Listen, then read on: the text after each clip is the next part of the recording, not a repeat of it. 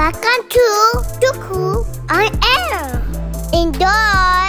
Hi guys, welcome to episode 4. Hari ini kita mau discuss sedikit cerita-cerita lah, mostly on why we chose the birth process yang kita decided and the feeding processes. Jadi mungkin kita hari ini kita bakal discuss cerita-cerita kenapa sih why you decide on a C-sec and why I decided untuk melahirkan Caleb dan Cruz via normal. Yes, I think ini kayak menarik banget ya, soalnya mungkin buat yang lagi expecting atau yang lagi hamil gitu kan, biasanya itu mulai nervous dan kayak okay, mau decisionnya apa nih gitu kan, lahiran sesar kah atau normal, dan juga pas bayi udah lahir whether mau dari breastfeeding atau harus pompa dan sebagainya gitu. We're gonna share our experience. Hopefully dari itu bisa ada idea, Decide, hopefully. Yes, whatever your decision, itu menurut kita pilihan masing-masing. There's no right or wrong. We believe every parents itu pilih decision tersebut karena mereka sayang, obviously, sama anaknya gitu. So we're just sharing our story.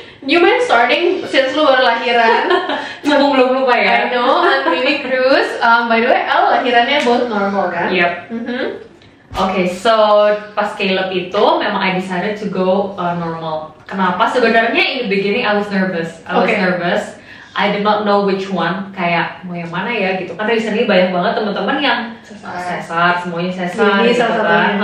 Terus Gaby kan lahir duluan. Jadi kalau ditanya-tanya kayak gimana, how was your experience? Pasti yang kayak oh sesarnya begini gitu loh. Terus habis itu jadi kalau normal tuh when I ask around kayak how was your experience, semuanya kayak nggak tahu gitu, kayak no one had that experience. So at that time I think dokternya tuh spot on call ke gue yang kayak kamu mau pilih normal atau C-sec gitu. Ini berapa bulan? I think around 4-5 months ya. Oke, udah lumayan halfway. Terus kebetulan itu ada my mom there karena dia lagi kayak Gilbert was not there kayaknya. Terus my mom lagi temenin, terus habis itu dokternya tanya, ya informally lah yang kayak kamu udah kepikiran belum mau normal atau C-sec. At that time memang discussion was there sama Gilbert ongoing, tapi kayak kita belum ada decision gitu loh. Tapi memang along the way the discussion was like, kalau bisa normal daripada harus dibelek gitu kan, kenapa nggak coba normal aja gitu kan. Tapi I was like, aduh emang bisa ya gitu kan. Tanya teman-teman sekeliling nggak ada yang punya experience itu. Jadi kalau ditanya-tanya kayak what to prepare, apa yang dirasakan dan lain-lain itu yang nggak ada yang bisa bantu jawab lah gitu. I think it was a awkward discussion sama orang tua dong ya. Mungkin nggak mungkin terus zamannya juga udah beda lah. Gitu. Mungkin zaman dulu tuh kan semuanya mostly pasti normal gitu kan. Dan after that gara-gara itu dia tanya, dokternya tanya kayak kalau ibu dulu normal atau C-sec. My mom tiga anak semuanya normal, dia bilang normal. Tuh mami kamu coba, kamu mau nggak coba? Dokternya kayak informally bilang gitu. And I was like ya oke lah gitu. And I'm the type of person yang kayak mungkin kalau udah kepepet pasti bisa nih gitu. Tahu which is ya kayak ya mungkin kalau tiba-tiba anaknya udah mau keluar ya udah gitu, nggak mau gitu kan. So I did not think about it. Ya udah dijalanin aja, nervous ada, tapi ya mungkin ya jangan terlalu banyak research for me ya. At certain point cukup tahu, tapi ya udah kita leave it all to God. If it's God's will, it will happen gitu. Did you do like any training gak ya, kayak belajar kayak breathing process? Honestly enggak. Karena dulu kan COVID kan. Itu lagi zaman COVID. I think there's a lot of online lah sebenarnya. If you want to do research pasti ada. So online resources free. I heard it helps ya kalau normal kayak belajar breathingnya supaya kayak pushnya something. Tapi back again with the mindset yang kayak kalau udah kepepet pasti bisa. Itu mungkin mindset yang could have been better kalau prep early on gitu ya jadinya. So I did not do any prep. I was like ya udah kalau udah kepepet it will happen gitu ya. Do you have any like funny story kayak nervous story? And I heard lu juga di vacuum kan?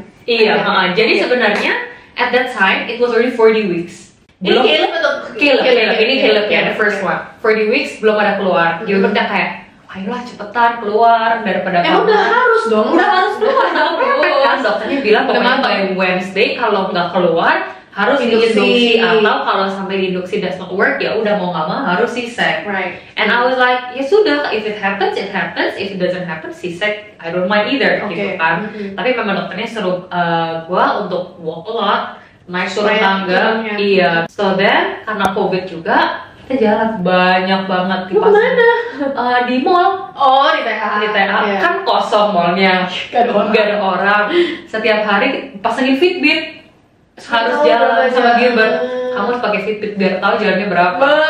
Terus apartemen kan kecil ya, jadi sehari itu ya Fitbitnya nggak naik. Malam itu udah gempor 10.000 steps mau nggak mau sampai mallnya tutup. Ya So that was memorable. Oke. So ya jadi dari sana akhirnya thankfully di hari-hari terakhir I felt something kayak kayaknya cramp, but mungkin Iya, Kak Sodong, gue kan nggak pernah ngerasain kontraksi gitu. kontraksinya I think mungkin juga karena my pain tolerance is pretty high. Pretty high artinya lu, Lumayan tahan. oh jadi lu kayak, oh iya biasa aja. Iya, cuma kayak kayak meds kayak ya udah gitu loh, it doesn't feel anything Oke. gitu. Jadinya pagi, I think for few days tuh udah ada kayak tingling rasa-rasa, tapi yang kayak dokternya bilang harus 10 menit sekali, and itu Kontraksinya. jarang-jarang banget yang Oke. kayak mungkin abis jalan 10.000 steps Baru. baru kerasa yang kayak tickle gitu. So Oke. it was like okay. Sampai akhirnya hari terakhir I had some spots. Terus habis itu I chat the doctor kayak, "Dok, iya nih," gitu kan. Terus dokternya bilang kayak, "Oh, kalau belum kontraksi sampai 10 menit sekali santai aja." Oh masih santai. Iya, jadi akhirnya I was like, oh ya udah. Tapi mungkin karena anak pertama ya, I did not know what it feels like. Pastilah, Takut kan? iya. Jadi ya udah sama Gilbert yang kayak, udah deh kita ke dokter aja, Cek aja. Tapi Gilbert being Gilbert, dia bilang check-in time-nya jam 2 siang. Bisa nggak kamu tunggu jam 2 siang aja? Iya. Ya udah. Supaya, by the way itu supaya nggak kena extra Iya, karena kan potongannya kayak check-in time-nya jam 2 lah, kayak Yes. hotel gitu. Kalau misalnya lebih pagi ya harus bayar half day or something like that gitu. Gilbert being Gilbert, kita yang kayak kita mau minum koi dulu yuk gitu kan. Jadi akhirnya kita beli burger, kita beli koi dulu, barulah kita ke hospital. Ya right there, terus dicek ternyata udah bukaan 3. Oke. Iya, which susternya kayak, oh bu kamu nggak kerasa apa-apa? Enggak. Enggak, tadi kita baru beli boba dulu gitu. Tapi ternyata sampai sana udah nggak boleh makan, nggak boleh minum. Untung lu sedot boba dulu. Bobanya belum dibuka. Ya. Baru burgernya karena lagi kelaparan. Mestinya sebelum itu gitu dulu. Jadi gue tuh masuk check-in, Kebisa semuanya barangnya gue masih di mobil. Jadi Oke. boba gue tuh masih di mobil. Oke, dan dulu kita tuh masih harus kayak PCR swab Iya, gitu. harus Yes. PCR swab. Suaminya juga kalau belum PCR swab nggak Bener, boleh masuk. bener, sim. So then, ya udah bye-bye boba. Diminum Gilbert deh. Sampai hangat. Sampai kayak Lu kan anaknya lahir. Kenapa nggak Gilbert minum? Ya nggak tahu, Lupa dia aja. juga udah panik kan. Oke. Kayak, udah bukan 3 nih, what to do? Apa harus Oke. PCR, harus New dad juga. Iya, juga panik kan. Iya. Terus udah aku yang ngurusin itu, ya udah bye-bye boba. Terus habis itu kita check-in jam 1-an. Thankfully lumayan cepet. Caleb itu lahir jam 11 kurang malam. Hari itu juga. Hari itu juga. Terus lu ngerasain apa kayak sakit perut mules? Jadi mules, itu juga karena akhirnya diinduksi. Karena dia bilang udah bukan 3, tapi nggak kerasa apa-apa. Oke, jadi lu Diinfus. diinfus bikin mules. Iya, diinfus bikin mules. Tapi along the way, dari bukaan 3 ke 4 itu tuh 3 jam. 3 Oke. ke 4, 3 jam. Masih Honestly, santai nih. the pain was for me okay. Tapi the duration itu yang bikin menurut gue kayak, wah gila, ini kalau sampai bukan 10, kali 3, jadi total 30 jam, kayaknya KO nih. Oke. Gitu, jadi lebih pada the duration. Honestly, the pain was tolerable for me. Oke. Tapi jadi akhirnya abis kayak bukaan 5 atau 6, Cepet. I was like, ini terlalu lama. Oh. Udah lama banget 3 jam. Saya kan naiknya 3 jam, 3 jam kan. Jadi akhirnya I was like, sus boleh nggak minta epidural? Oke. Di confirm ke dokternya, dia bilang boleh. Oke. So sudah abis epidural, Tenang. tidur siang dulu. Serius? Tidur kayaknya tidur 2-3 jam ya, lumayan Oke. banget. Tapi terus habis bukan 8, cepet langsung kayak Tapi lu masih berasa mules gak pas epidural? hampir enggak. Oh, Hampir berasa nothing at apa? all. Oh. Bener hampir nothing at all. Oke, tapi lu berasa ini doang keluar gitu? Cuman kayak berat gitu. Oke. Berat di bawah. Oke, itu doang. Gitu doang. Basically 6 soalnya ya? Iya, 6 Terus banget. pas pushnya jadi lebih Pas pushnya, makanya menurut dokternya pushnya tuh kayak kurang kuat, akhirnya di vacuum. I Jadi see. memang sama susternya tuh dibantu kayak didorong gitu perutnya. Iya, didorong perut Didorong. juga Oh, sih. juga? Iya, kalau didorong iya. Tapi di vacuum enggak. Oke, nah didorong juga sama susternya Oke. karena menurut dia kayak pushnya kurang bisa ngeluarin babynya lah. Yes. Jadi akhirnya di-vacuum. Tada. Udah. Terus by the time cruise juga no hesitation. Cause I have a cousin yang kayak lahir anak pertama normal, abis itu pas anak kedua jadi kayak aku harus pulang lagi gitu. Mungkin karena epidural ya. I think that's right. and Saudara gue nggak belum ada rasanya apa-apa. Jadi pas second cruise I'm like, terus abis itu the next day kan itu malam pagi itu langsung bisa jalan. Tapi kan dijahit kenapa? Nggak berasa ya? Nggak berasa apa-apa gitu. Besok paginya udah langsung ke toilet sendiri. Ya udah nothing happen. Right. Menarik sih. To be very honest, gue kenapa decision kalau gue kan sesar ya. Sebenarnya kalau gue sesar itu satu, sebenarnya gue pas lagi pandemic juga itu could be one of the reason. Gue tuh 2020 Juli, jadi lagi gue tuh lahiran gue pakai masker, gue diakrilikin. Gue juga. Akrilik juga masih? Iya. Oh iya sih. Masih pakai plastik, pakai masker kan. Tapi itu my doctor was nice, dia kayak, Bu kalau kamu sesek buka dulu nggak apa-apa gitu. Tapi Gilbert kayak ini pakai di dalam kayak cubicle gitu kan. Iya kayak akrilik ini kan kitanya. Sebenarnya kita agak mirip lah, kayak amongst our friends kita one of the first yang punya anak. At least for me itu that's true gitu. Yang lain belum pada lahiran segala macam. Yang ada gue inget dulu adalah senior guru di sekolah pas gue ngajar. Gue denger dari mereka tuh, dan mereka memang kebanyakan yang gue denger ya yang barusan lahiran tuh sesar. Dan gue itu kalau lu pain tolerance-nya berarti tinggi ya, gue rendah banget.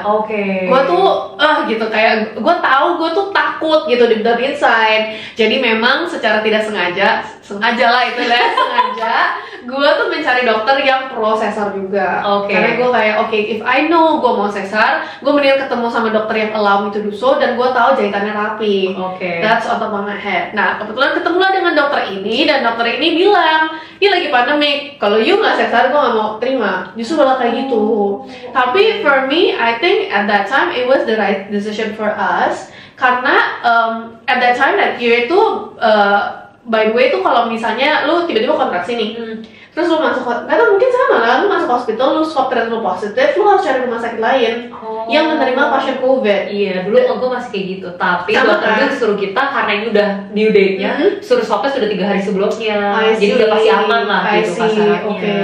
Dulu gue pikirnya aduh gimana nih gitu, dan dulu tuh benar-benar masih baru banget pandemik gitu loh, kayak baru banget lah, dan kita tuh PSBB Maret kalau nggak salah, gue lahirnya Juli gitu, dan bener-bener dokternya bilang kalau misalnya tiba-tiba mules dan terus tiba-tiba positif, harus cari rumah sakit umum yang menerima, yang yaudah dokternya heads up karena kita di rumah sakit ibu dan anak, right? Kita sama-sama. Dia nggak menerima pasien COVID sama sekali. So that was the case. So I was like, ya udah gitu, kayak I think itu paling safe buat kita. Menurut gue enaknya adalah kita udah tahu kapan lahiran. Iya, nggak tiba-tiba kayak gitu kan? Iya, nggak tiba-tiba. Gue kayak nggak living kayak gue nggak tahu nih kapan mulai ya, memang enggak. Tapi to be very honest, kalau sekarang gue disuruh repeat, gue mungkin suggest people yang kalau nggak memang ada komplikasi apa-apa, maybe to try it normal and then epidural gitu. Karena mungkin waktu itu gue lack of knowledge juga ya, gue nggak aware adanya epidural yang sebenarnya kan berarti painnya nggak ada kasarnya gitu. It can help ease the pain gitu kan.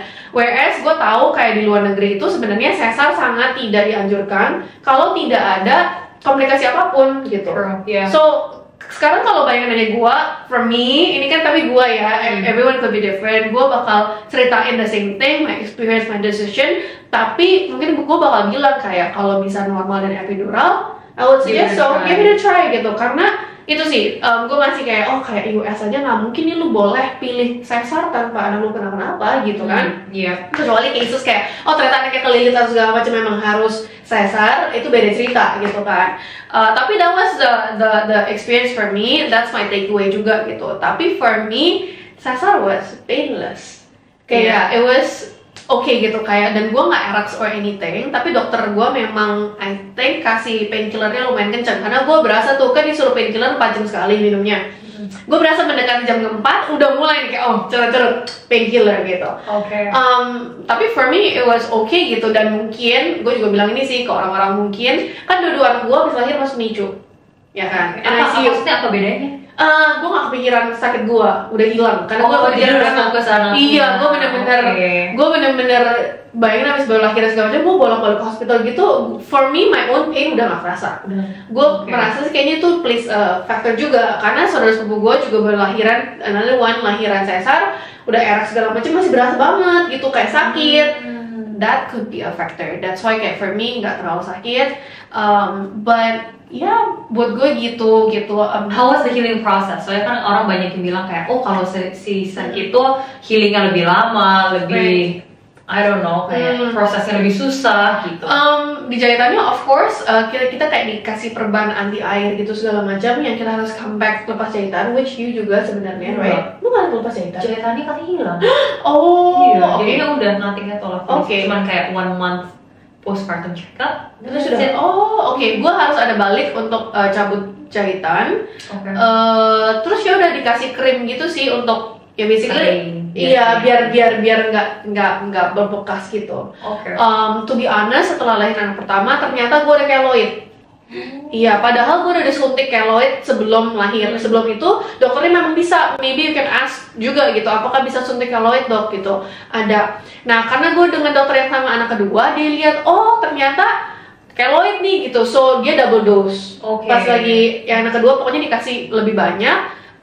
Jadi nggak seberbekas yang pertama. But I do know couple of friends yang send me pictures before that, hilang lang kayak bersih kayak bagus banget. Jadi bawaan orang. Gue tuh biasa masih kelihatan, tapi for me I think it's very nice. Kayak maksudnya nggak yang kayak pas anak pertama soalnya masih ada kayak keloidnya gitu kan. Tapi jadi abis kedua ini malah hilang keloid. Karena dibuang. Bisa dibuang, iya, bisa dirapiin sih gitu. Terus dikasih ekstra gitu. Cuma lebih bonyok ya kayak kalau apa selahir itu kayak bonyok banget kayak biru-biru gitu karena disuntik keloid itu. Gitu sih. Nah, tapi ini juga disclaimer ya kan. Si Grace itu kalau if you know been following us, Grace itu IUGR ya, jadi di masa terakhir pas hamil itu berkembangnya nggak sesuai ekspektasi, justru kecil dan makin menurun grafnya. At that time decision dari dokter adalah untuk keluarin ISA gitu. Makanya jatuhnya dia premature sebenarnya sih. How many weeks to Grace? Gue kok lupa ya, kita mesti 35 I think. Oh oke, nggak kecil banget lah. 36 is normal. 36 normal, bener. Gue jatuhnya 35. Oke. Gitu. Lahir tapi super kecil kayak 2,2 gitu.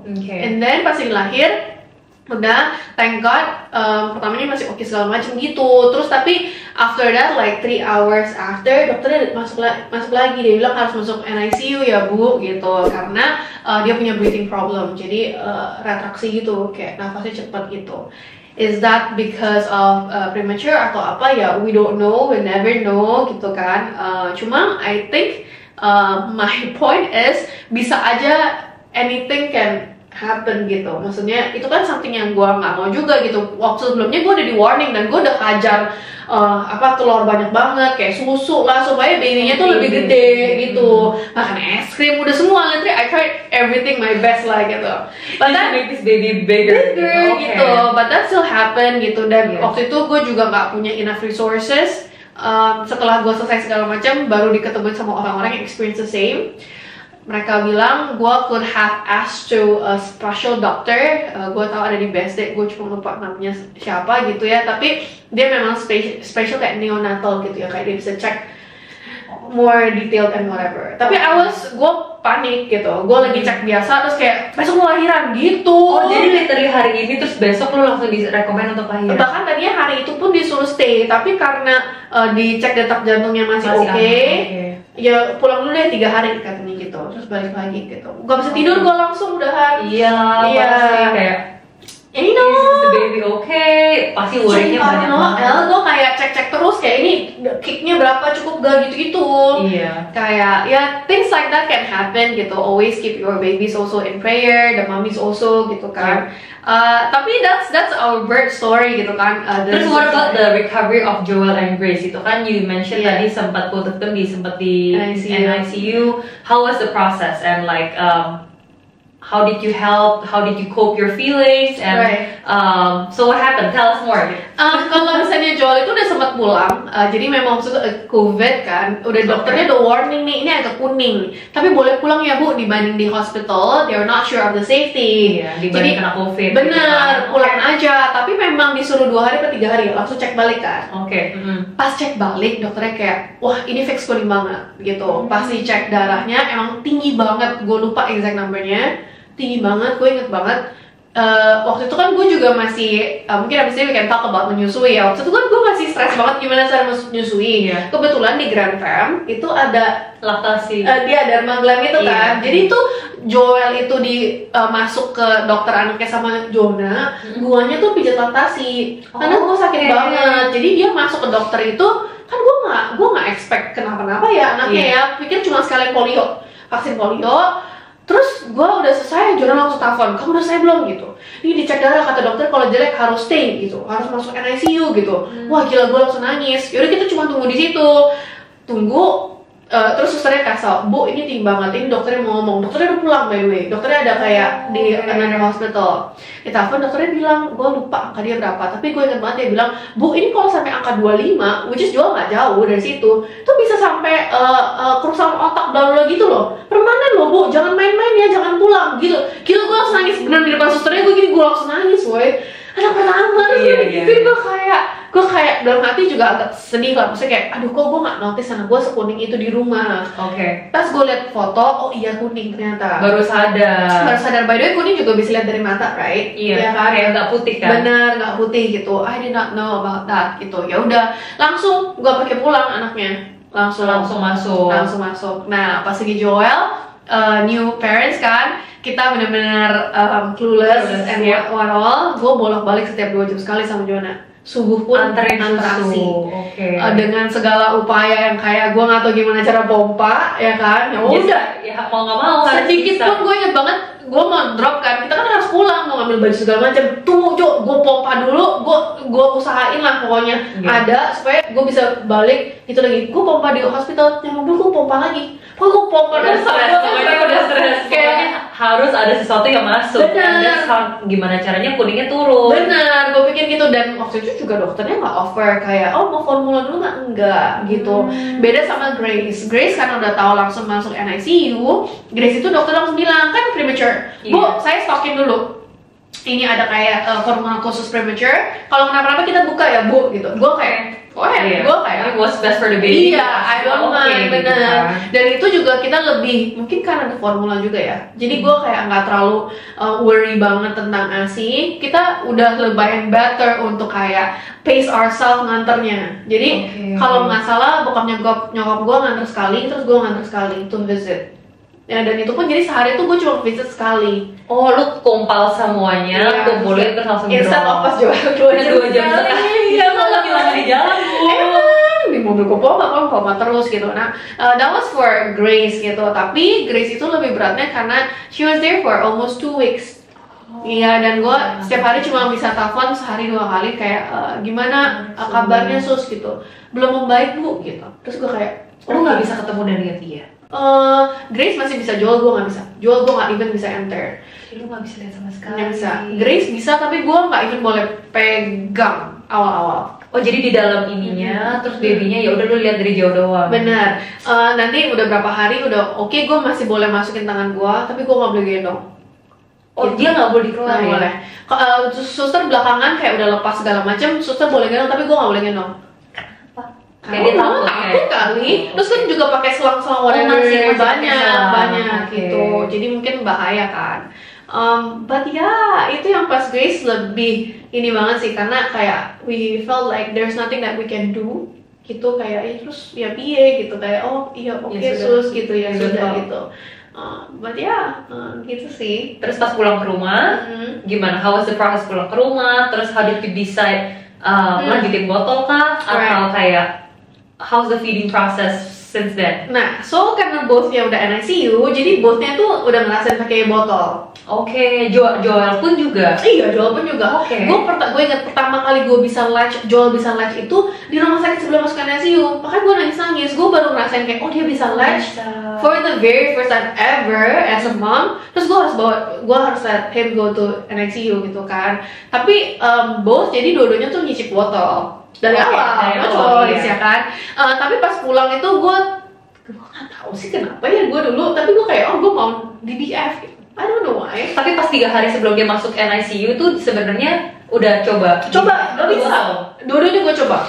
DBF nggak segampang itu. Iya. Iya. There Nah, you go. my experience sama Joel pas lagi dia udah pulang ke rumah, ya kan, gue inget banget. Jadi dia itu bakal nangis gitu 10 menit, karena gue time it. Baru cek latch. Oh. Itu ada kali seminggu sampai 2 minggu kayak gitu. Pada habis pulang dari hospital, Pulang dari hospital. terus habis itu must takes 10 minutes untuk dia learn Every gimana feeding caranya. time, every Wow, feeding every 2 time. hours loh padahal. Iya, gitu. Dan gue pasang timer. Gue dibilang sama nyokap gue, boleh nggak gue coba dulu. Nyokap gue kan bantuin banget tuh pas anak pertama kan. Ya nyokap gue juga tega-tegain gitu. Ya udah gitu 10 menit. Kalau lebih dari 10 menit dia nggak les, gue kasih botol. Oke, Iya. formula atau enggak susu asi? Asi. Susu asi yang udah lu pompa, lu kasih botol. Bener Oke. gitu. Dan memang dari awal gue mau mix sih, karena gue tahu at some point gue mungkin harus titip segala macam gitu. Jadi pasti botol tuh tetap gue mau ada gitu. Tapi gue ngerasain kalau misalnya DBF itu kosong banget. Oh, Dibanding oke. pompa. Dibanding pompa. Iya, terus kayak less hassle lah ya gitu kan. Iya. Makanya gue suka banget sebenarnya DBF gitu pas lagi Grace, so I did and repeat the same thing gitu. Oke. Versus you, kan lo nggak Gua DBF nggak, kan? Tell iya. us more. So, memang in the beginning kan memang hospital pasti mereka pro untuk DBF. Lu ini nggak sih IMD itu? Iya. Gua IMD. Oh enggak. Iya. Apa karena masuk NICU atau enggak? Karena atau COVID. Karena COVID. Oke. Juga COVID. Iya. Kan gua COVID-nya udah setahun after gap. 2021. Iya. Katanya pas zaman gua nggak ada yang IMD. Sedih sih. Oh, oke. Gua IMD. Caleb and Cruz both IMD. Oke. Tapi ya everything was okay gitu kan. Dicobain breastfeeding. Di hospital nih. di hospital, Diajarin iya. nggak sih lu? Enggak. Iya, gua coba kenapa sih di hospital nggak diajarin? I think it was very crucial loh. Penting sebenarnya banget penting loh. banget. Kayak dia cuman kayak ya udah coba aja bu gitu. Terus dikasih anaknya. Nih, gua tuh akhirnya bisa karena abis pijat laktasi, susi yang di pijat laktasi yang ngajarin gua. Kenapa nggak yang di atas yang ngajarin sih, yang di Harusnya bawah? dari awal kan. Iya. Maksudnya I think it's very critical sebenarnya ya. Kalau memang kita bisa cari resources even before baby-nya lahir, Iya. it's gonna help a lot. Mungkin nggak harus go through what you went through for the first 3 days. Iya. Dan mungkin bisa-bisa ya hopefully ya kita nggak bisa say anything, tapi Iya. apakah itu bisa help dari kuningnya Benar. kalau memang dari awal latch-nya udah baik Benar. gitu kan. Caleb in the beginning full DBF Aku berhasil DBF. awal, tapi I feel latch-nya tuh kayak nggak baik. Jadi dia kayak ngeceret-ngeceret doang. Makanya that's why dia minum susu tuh bisa 1 jam gap. Lama minumnya 1 jam. Oke. Tapi dia selesai lepas nangis lagi. Jadi kayak dia minumnya tuh nggak bener minum. Versus kalau lu kasih botol, Langsung. oh. Iya, oke, jadi oke. sebenarnya in the first kayaknya 2 to 3 weeks tuh sebenarnya I tried ya udah kita coba DBF gitu kan. Tapi itu minum dikit, minumnya lama, ditaruh sebentar nangis. Jadi I feel dia nggak kenyang. Oke. Terus habis itu ya obviously mulai melecet, mulai luka Oh, oke, gitu kan. oke. Sampai a certain point I'm like ini udah sakit banget with my high pain tolerance. Itu I felt kayak ini udah nggak bisa gitu Karena kayak bleeding it's juga? iya. Oke. Tapi mungkin karena nggak dipompa ya, jadi nggak kelihatan. Kalau sama parents Oke. kan yang kayak susunya sampai warna pink ya. Iya, iya. Ini nggak karena mungkin karena DBF full. Lu DBF 1 terus pompa nggak? Enggak, kanan kiri. Gue cobain kanan kiri. Jadi latchnya dua-dua. Oh, got it. Oke. Iya, jadi at a certain point udah kayak tiap kali mau feeding I'm like, nangis lagi, mau ngapain lagi gitu kan. Sampai akhirnya I felt kayak, masa lama-lama ini anak gak dikasih susu Oke. gitu kan. Ya udah at a certain point I'm like, at that point sebenarnya berat badan tuh naiknya oke. Bagus. Tapi I felt kayak kok tiap kali dia nggak kenyang gitu. Jadi tidur juga kasihan, minum juga kayaknya nggak puas. At a certain point I'm like, okay, let's just switch to pumping. Honestly at that time my mom, my parents semuanya yang kayak coba lagi lah. Kayak mereka kan at that time semuanya di BF juga ya. Iya, zaman dulu. Iya, zaman dulu mana ada pompa Benar, gitu kan, benar. semuanya di BF kok nggak mau gitu. Jadi kayak I think the connotation in the beginning was negative. Oke, jadi lu agak stres juga. Iya, yang kayak nangis tuh makanya coba dong disusuin instead of like nangis di pompa susu, tapi kayak nangis tuh kasih susu, langsung latch gitu loh. Padahal ada susu botol yang udah ready gitu. Jadi in the beginning I was like, ya mau gimana gitu kan, Iya. I don't feel comfortable. Anaknya juga I feel sengsara banget lapar. Kasihan ya. Jadi akhirnya ya udah after some time 2 bulan 3 bulan mulai plok.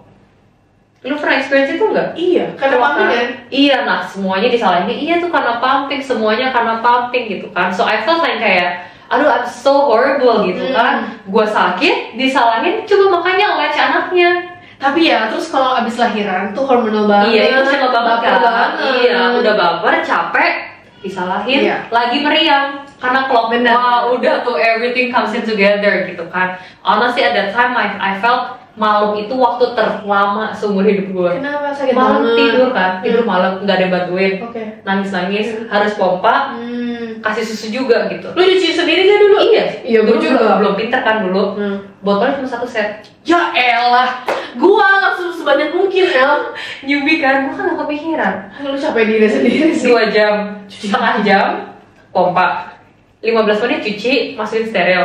Setengah jam lagi kasih susu lagi. Guys, beli pompanya banyakan aja kalau Botolnya dibanyakin. Iya boleh, Iya. bener. Apalagi kalau masih harus cuci sendiri, kita awal-awal kita cuci semua sendiri. Iya, gue kan nyuci sendiri terus-terusan kan. Iya. Jadi udah habis setengah jam tidur, setengah jam Itu lagi. bagus kalau dia tidurnya bisa 2 jam. Kalau lagi gitu. Iya. nangis lagi, ya sudah bangun lagi. Makanya I felt malam itu waktu yang paling lama di seumur hidup gue. Kayak sunrise, oh thank god the sun is rising. Bisa gitu. nitip anaknya, mohon maaf gitu kan. Iya kayak 7 o'clock is my time to sleep gitu kan, langsung dikirim ke grandma. Tapi lu pernah gak dikasih tau kayak, makanya lu di BF tuh kan tidur bisa langsung begini selesai. Iya, Pasti gitu pasti kan? kayak gitu. Iya, jadi pokoknya kayak I felt everyone like was against me karena gue pompa. Tapi after some time I come to realization yang kayak it works for me gitu. Yeah. Ya udah mau gimana lagi? That's Let the all the decision. negative things come to me, let it be gitu. Yeah. Anyway, anak Caleb was going well. Yeah. I was sane finally kan, kayak udah normal nih, kayak ya udah I get the rhythm Yeah. and so on, so everything was going on well gitu. Makanya pas cruise dari awal I was like, udahlah nggak usah You dicoba did lagi. try kan? I try sebentar, Tapi ya sudah. tapi terus mulai kuning. Oh, iya. Terus mulai kuning.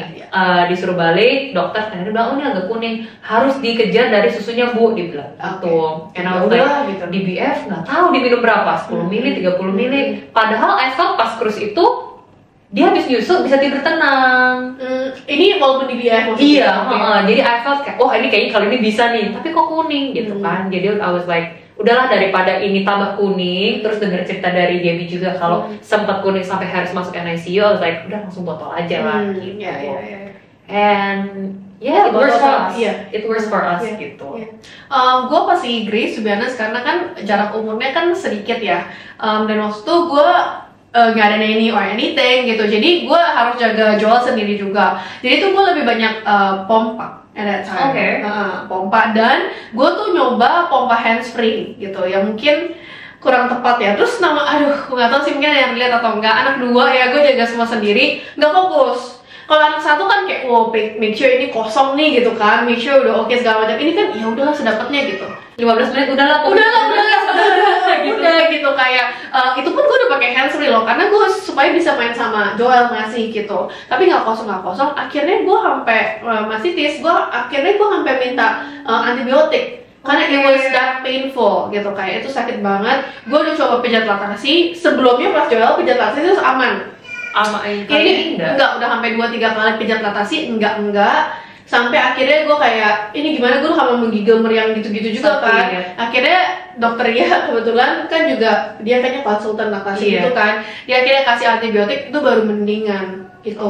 Nah at that point itu tuh Grace sudah nggak mau breastfeed di BF lagi karena udah kebiasaan lebih gampang botol gitu. Dan namanya anak kedua ya, jadi kadang-kadang kayak Jo titip apa segala macam gitu, botol terus. Nah waktu itu juga habis jalan-jalan botol kebanyakan. Terus waktu itu karena si bidan pijat laktasi bilang ini bisa di fix kalau misalnya di BF bantu ya sama sampai plok supaya nggak plok lagi. Gue nangis gue kayak ya udah gitu. Terus gimana caranya gitu kan? Terus katanya ya coba tegain 3 hari, dia bilang gitu. Maksudnya mau gak dikasih botol sama sekali, 3 gak hari dikasih. itu. Menurut dia caranya begitu. Oke. Anak lu nggak mau latch pun, ya lu paksain. Pokoknya kayak makan. Soalnya ya lu nggak mau ini, nggak ada opsi lain gitu. Dia bilang 3 hari bu, katanya gitu ya. Gue belum pernah research apakah 3 hari oke atau enggak gitu kan. But I did lah, yaudah. Gue pikir kayak yaudahlah gitu. Daripada sakit-sakit terus. Iya, dan gue ngerasain sama jual emang it was nice kayak. Gue suka banget. I like that process of DBF gitu. I like it. Gue merasa bonding whatever gitu kan. Nah, jadi gue coba. Untung sama Grace cuma 1 hari sih. Oh, that's Iya, kayak 2 or 3 times kayak nyoba, terus udah dia langsung kayak bisa latch lagi. Oh, dia langsung bisa latch. Bisa latch lagi. Padahal awalnya dia udah pernah latch atau belum Pernah. bisa? Sebelumnya dia udah pernah. Terus tapi abis itu kayak botol gitu kesedihan. Gue coba latch, repot nih lama gitu dia latchnya, jadi gue botol lagi. Oke. Terus semenjak gara-gara itu akhirnya dia bisa latch lagi. Terus gue lebih conscious lah, gue gak mau clock lagi. For me kan, itu kan gue ngerasain clock gitu. Terus gue ngerasain pas di BF emang plong banget gitu. Jadi ya udah, jadi gue lebih kayak ya udah gue harus minimal sehari ada berapa kali itu gue di BF gitu. Sisanya tetap gue mix bottle gitu. Tapi ya menarik ya. I feel like every parents, every mom will have their own story. Iya. Ya kan, yang ngejalanin masing-masing. Pasti that's why punya keputusan masing-masing. I know some parents juga working parents ya kan. Memang ada yang bisa akhirnya malam di BF, pagi di BF sebelum berangkat. Tapi ada yang nggak bisa, ya udah full pumping and bottle gitu kan. Which is also I think it's fine as long as ya maksudnya itu kesepakatan the parents, mom and dad, dan anaknya juga ya penting anaknya sehat gitu kan. Mau kita maksain harus di BF atau harus botol, ternyata anaknya kamu botol, ya masa nggak minum susu gitu kan? Apakah I want it to be normal tapi ternyata memang kondisi nggak memungkinkan, atau posisi bayinya atau kondisi bayinya atau kondisi ibunya, dan ya maksudnya kalau dipaksain juga it could have been worse gitu kan. I think ya any keputusan, anything that eventually happens itu pasti udah ada Tuhan yang take care of everything gitu. And I feel like mungkin juga biasanya ini kan kita kebetulan both ASI ya. I think you're still also right. Ini kan kasih ASI gitu. Ada juga yang concern tentang ASI atau formula. Memang we do know like the research mungkin ASI ada baiknya segala macam gitu ya. Same like DBF and normal tadi ada baiknya. Tapi balik lagi I feel like ya fat baby is better. Maksudnya yang disus at least dikasih yang minum dibanding nggak dikasih apa-apa at all gitu kan. Of course kalau secara detail kemarin kita baru ada keluar juga ya tentang breastfeeding 101 di grup kita.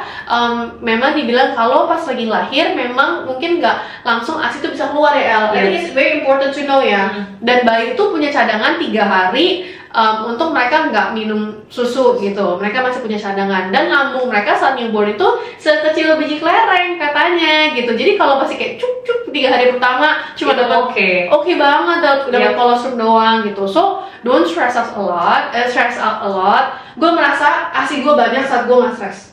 Masih gitu kan? Iyalah. Memang I think the best obat, medication, treatment for ASI itu ya udah nggak stress gitu. Also with K, terus gue langsung kasih formula, bukan kasih. Di saat gue gak keburu pompa with the second baby ya, gue langsung sub. Tapi sekarang ASInya ya thankfully melimpah banyak banget gitu. Ini tanpa power pumping. Dulu kira gue power pump karena gue stres ya, kayak ini susu kok nggak cukup anaknya ini gitu. And dikasih formula, baby's happy, mom's happy. Gue inget banget dulu juga kayak zaman kayak capo gitu-gitu kan. Kayak gue sama mama itu gue stres banget, gak mau ASInya. Terus gue kayak gue mau korbek pokoknya. Kuat banget ASI itu. Saya kan lagi high protein sih, ya kan, bodo amat lah gitu. Tapi anyway, we hope our story can be apa ya, inspiration, soothe you. Mungkin kalau yang lagi panik nggak tahu what to do gitu. Kita juga dulu nggak tahu what to do. We are all clueless. Kayaknya semua parents nggak ada sekolahnya untuk parenting. I know. Although sekarang banyak sources, we can always equip ourselves gitu kan. Cuma pas ngejalanin tetap sih pasti aja ada beda. Textbook sama reality is completely, bukan completely, ada lah. Mungkin it's good that we equip ourselves gitu, tapi nggak mungkin 100% apa yang di textbook bisa kita implementasikan gitu kan, karena kita juga lakukan sendiri gitu. So there's a learning curve, a big learning curve as a mom, as a parent. Dan ya kita keep on learning. I know, don't stress too much Yeah. about it. Kalau bisa cari a community of parents and mom, we do have a group juga yang infant untuk parents yang expecting dan juga sampai 1 tahun atau yang toddler 1 tahun ke atas. I think getting yourself in a support group it helps banget gitu kan, supaya kita merasa kita nggak sendirian. Bisa gitu kan. tanya, bisa curhat, bisa talk and discuss, mungkin baca dari orang lain pun also helps gitu kan. Yes. So we hope whatever process you're in right now bisa smooth. Kalau yang lagi mau lahiran semoga lancar-lancar. And talk to you on our next episode. Bye.